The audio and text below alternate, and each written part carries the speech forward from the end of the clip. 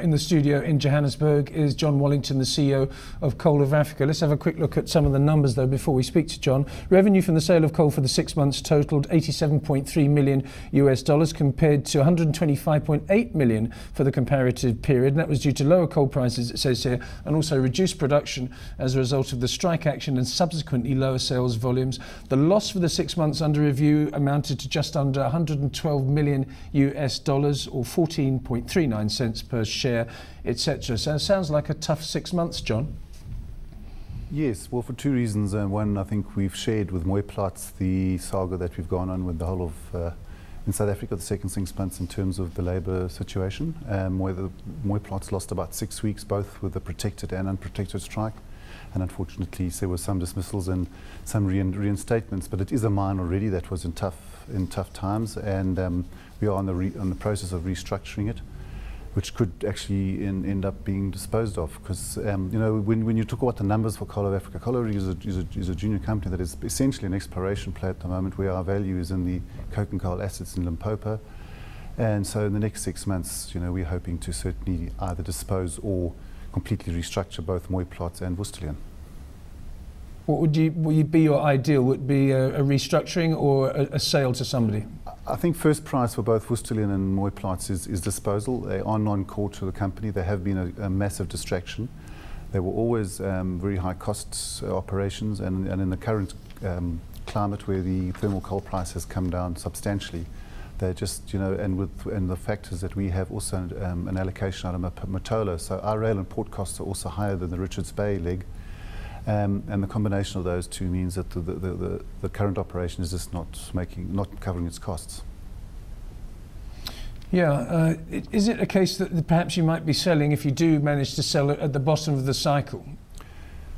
No, well, it could be, but you must remember that it's distracting the company from its assets at the moment. We're not a company with a big balance sheet. It is draining the company of cash.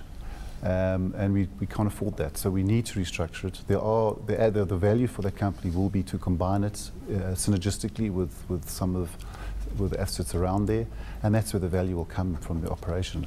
On its own, it's never really going to create the value for the company. We'll talk about balance sheets and cash and credit and new investors towards the end of this interview if we can, John. But maybe you can talk about your core business. You've spoken about the non-core assets that you're hoping to dispose of. What about the core business? How's that performing? Well, the core business are still projects. Vele, we're in the process now of finalising our plant design, and so that we can approve in May, the board can approve in May the expansion and the upgrading of the plant at Vele, so that we can move that mine up to the required volumes and produce the required qualities of products that will enable that mine to start generating profits.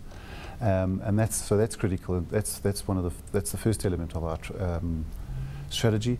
And then the next element, of course, is Mikado. Mikado is been confirmed as a hard coke and coal mine. That's a very high value premium product.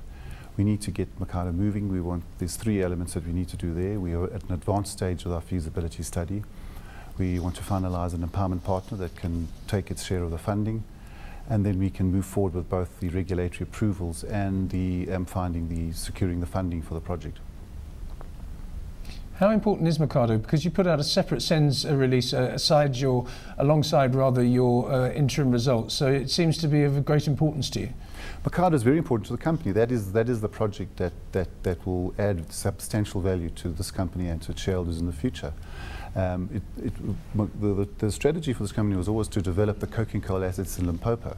I think, and that's where I'm referring to some of the distraction really of the thermal assets in Mpumalanga, and which have unfortunately been shown up with the decline of the thermal coal price.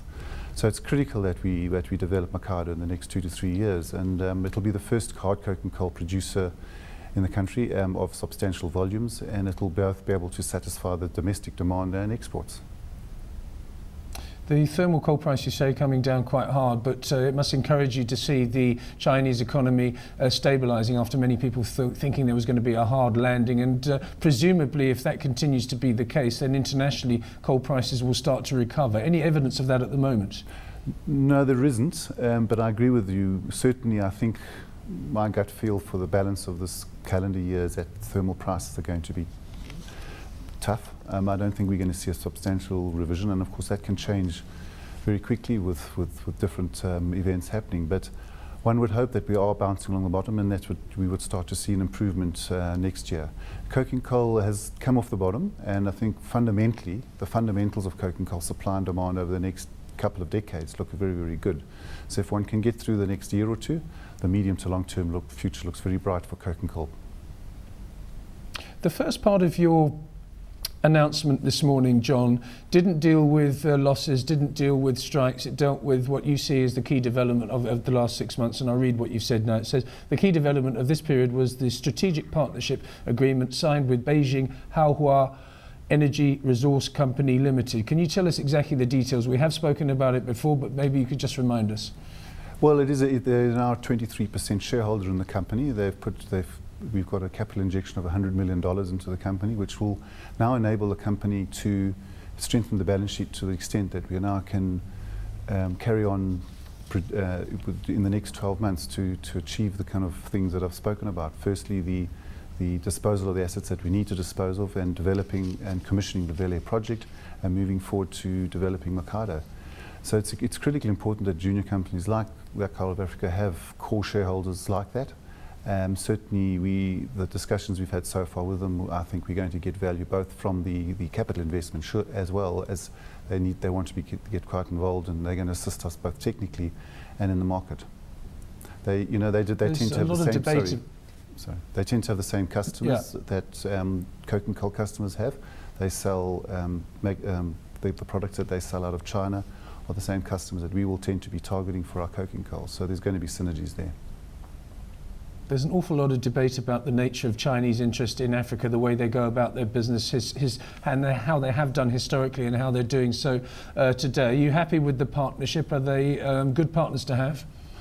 So far, I think they're outstanding partners. We visited the mine near Beijing, and I was extremely impressed with both the standards and the ethos of that mine. So, we know that there are many parts of the Chinese coal industry that do not exhibit those characteristics, but we were certainly impressed with what they are doing. They're 23% shareholders, and they're helping you technically. Do you also have to, is there an agreement where you have to supply a certain amount of material to them? No, there it isn't. That will be a commercial agreement, but certainly we need assistance. In the coal market, when you start developing new products, which is what we're doing, the Vele soft coking coal will be a new product. It needs to develop its own brand, and so will the Mikado product. Coking coal tends to need to develop a brand over time, and this is where they can actually assist us greatly. John, just final question. I see you're looking to raise more money. Why is that?